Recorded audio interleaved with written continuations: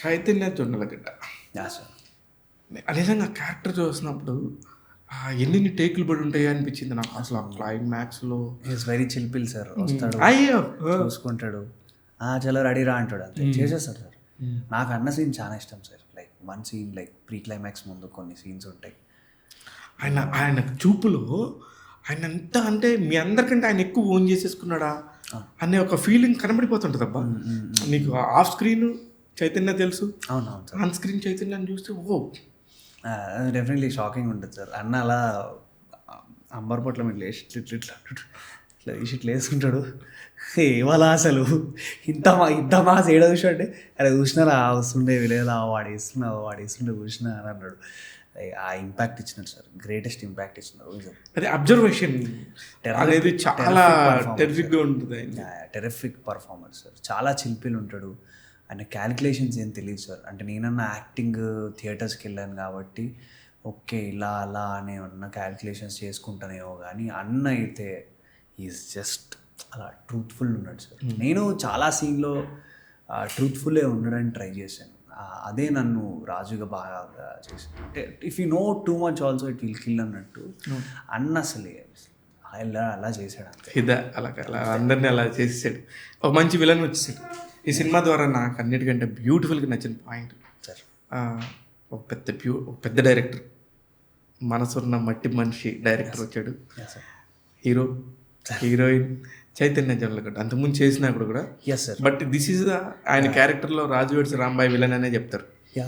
100% sir. అలాగే వీళ్ళు production సైడ్కి రావటం, వేణుగుడుగుల వాళ్ళు కూడా నాకు ఎంత నచ్చిందంటే మీలాంటి వాళ్ళకి ఒక 100 మందికి సార్ ఆపర్చునిటీస్ వస్తాయి. True sir, true sir. అందుకని నాకు బాగా నచ్చింది ఆ పాయింట్లో.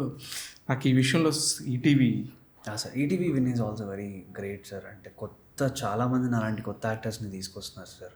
అంటే ఈ 2-3 కోట్లలో చిన్న బడ్జెట్స్లో సినిమాలు చేయడం, 3 కోట్లు 4 కోట్లు ఈ బడ్జెట్స్లో చేసి కొత్త యాక్టర్స్ని ఎంకరేజ్ చేస్తున్నారంటే I'm very grateful to the ETV team sir. ఈ 3 ఏళ్లలో అప్పటిదాకా ఈటీవీ విన్ ఉన్న సంగతి తెలియదు.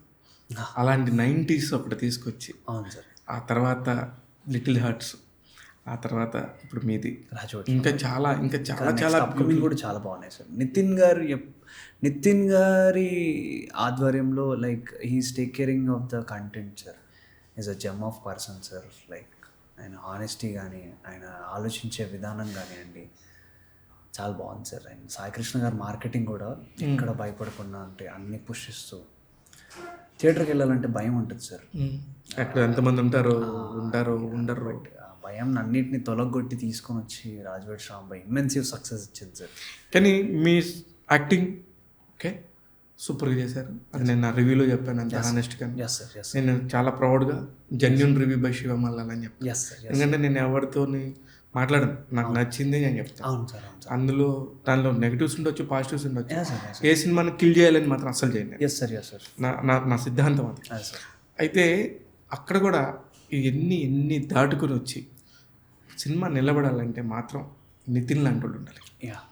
నితిన్, వంశీ నందిపాటి, బన్నివాస్, వీళ్ళందరూ ఏంటంటే సినిమాలు ఎవరైనా తీస్తారు రా భయ్, దాన్ని అలా అక్కడ జెండాలాగా నిల్చోబెడతాం చేత కావాలి అనే దాన్ని స్టిక్ అయి ఉన్నారు. సార్ అంటే యాజ్ మై మదర్ టోల్డ్, మట్టిల మాణిక్యం ఏంటని ఉండొచ్చు, కానీ ఆ మాణిక్యాన్ని తీసుకొచ్చి కడిగి ఒక షోరూంలో పెట్టాల్సింది ఎవరంటే లైక్ అలా మా ప్రోడక్ట్ని ఇది మాణిక్యం, మట్టిలో మాణిక్యం అని తీసి దాన్ని బ్రష్అప్ చేసి కూర్చోబెట్టింది మాత్రం వంశీ నందిపాటి అన్న, ఆయన బన్నివాస్ గారు, నితిన్ గారు, ఆయన వేణుగుడుగుల